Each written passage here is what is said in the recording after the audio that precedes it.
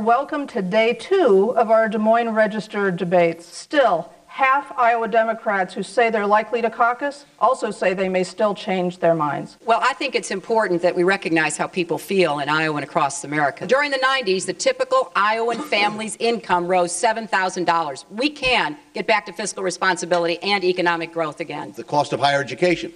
The cost right here at the University of Iowa has gone up 141% in the last 6 or 7 years. Americans and Iowans are working harder and harder just to keep pace. I ask that all of you caucus for me. I want every caucus goer to know I've been fighting these people and winning my entire life, starting here in Iowa. We lost millions of jobs. And right here in Iowa, the Maytag plant in Newton closed. A guy named Doug Bishop, who I got to know very well. I think it's important for us to look at the entire context here. You know, you have winners and losers from trade right here in Iowa. Well, I'm going to use my 30 seconds to thank the people of Iowa for putting us through this very good process of electing a president.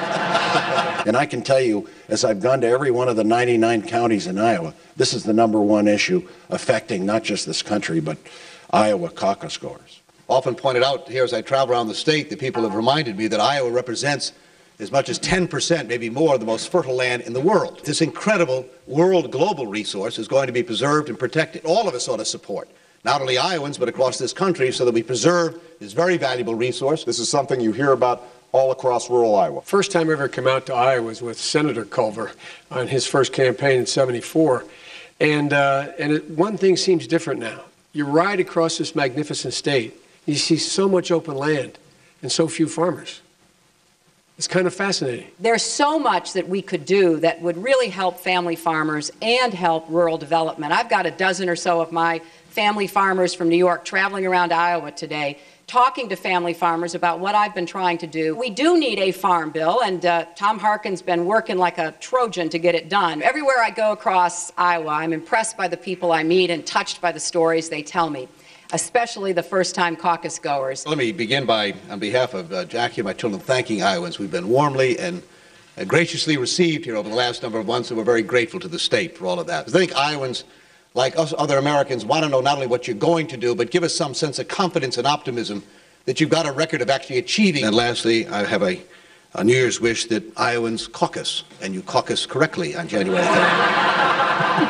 I want to thank the people of Iowa because it's been a wonderful experience for me. I've eaten my way across the state, had a great time at the state fair. I've met so many wonderful people, and I think the intimacy, the personal connection, the relationship building that I've experienced over this last year has just been extraordinary for me.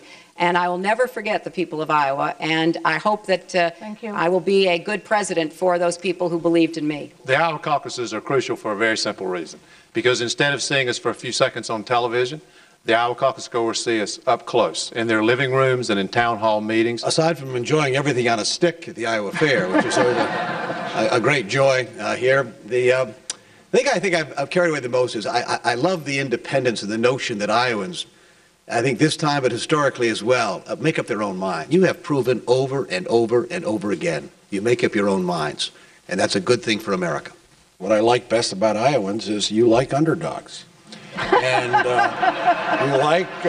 you like to shake things up. You don't like the national media and the smarty pants that telling you who's going to be the next president. And I've been enormously enriched personally by my contact with Iowans. You're tough, you scrutinize, you look into our eyes and our hearts, you know the issues, and I've been privileged to be part of this process. Now I hope you vote for me. They take it so seriously. I've never met a group of people, whether in Maquoketa or Shenandoah or up in the north, wherever you are, people take it seriously.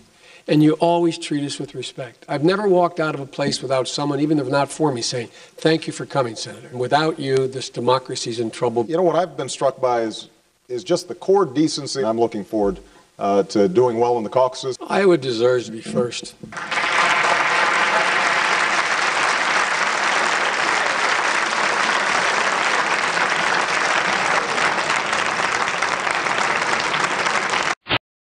You deserve to be first.